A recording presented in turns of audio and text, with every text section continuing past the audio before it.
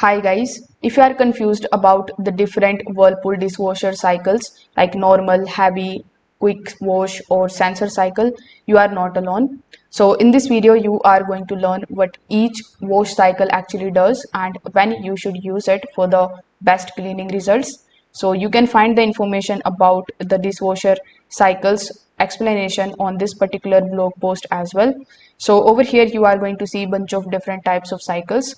So the first cycle that we have here is the normal cycle.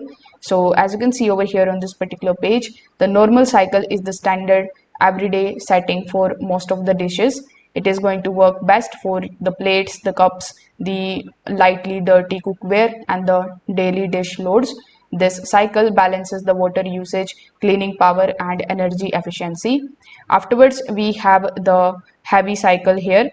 So the heavy cycle or the pots and the pan cycle uses higher water temperature and stronger washing pressure. So it is designed for greasy pans, dried food, baking dishes, and this cycle usually takes longer because the dishwasher performs extra cleaning and a rinsing stage.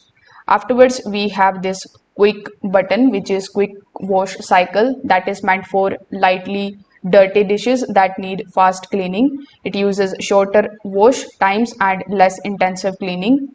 Afterwards, we have the sensor cycle. So many newer Whirlpool dishwashers include the sensor or the auto cycle. So this cycle automatically adjusts the water usage, the wash time, the temperature and cleaning intensity. So it is one of the most efficient settings for the mixed dish loads.